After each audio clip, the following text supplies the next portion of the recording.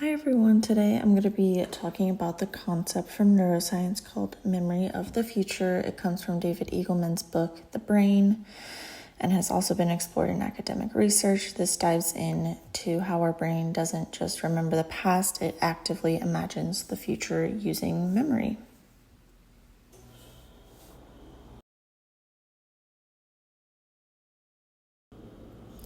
Traditionally, we think of memory as something that stores the past, but researchers like Ingvar and Eagleman argue that the memory's real power lies in how it helps us anticipate the future.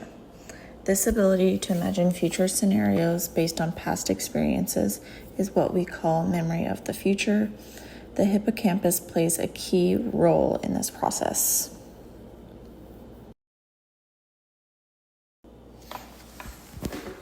According to Eagleman, the brain is constantly running simulations of what might happen next.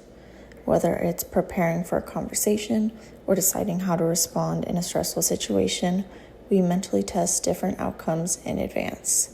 These mental rehearsals help us act more effectively in real life. This idea has been backed by lots of strong research. Ingvar first proposed that consciousness is organized around future planning. Then Schachter and Addis showed that the same brain networks activate when we remember the past or imagine the future. And then recent work by Howells showed that the brain can even hold past and future representations simultaneously. So we're basically wired for prediction. So when we imagine future events, the brain reuses parts of the memory system. The hippocampus and other regions like the prefrontal cortex are active during both recall and future thinking.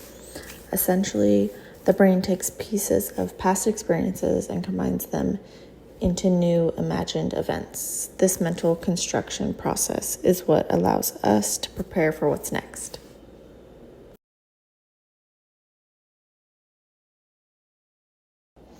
We use this function constantly, whether we realize it or not. Planning a vacation, anticipating someone's reaction, or thinking through what to say in a job interview all rely on future memory. According to the Association for Psychological Science, this ability shapes our emotions, decisions, and even how motivated we feel.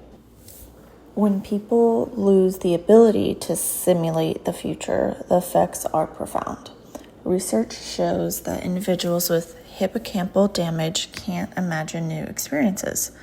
Similarly, people with depression or PTSD often struggle to picture a positive future.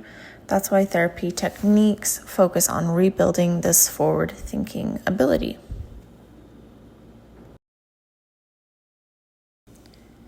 In psychology, this concept is incredibly important. It helps us understand how clients form goals, how trauma affects outlooks, and how identity develops. Helping someone visualize a better future is often the turning point in therapy. It also relates to motivation, resilience, and self-concept. So why does simulating the future matter so much? It's because our ability to imagine future events shapes almost every important decision we make. From simple daily planning to long-term life choices, this mental simulation helps us evaluate options, predict outcomes, and avoid risks.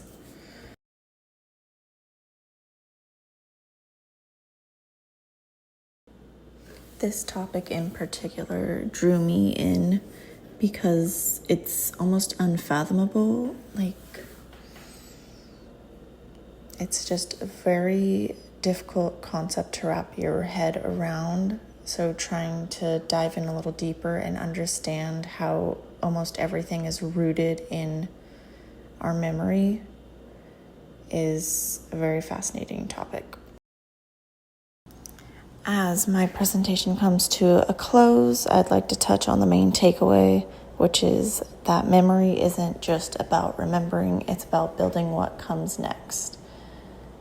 And this concept has huge implications across the board, but especially in mental health, education, and technology like AI.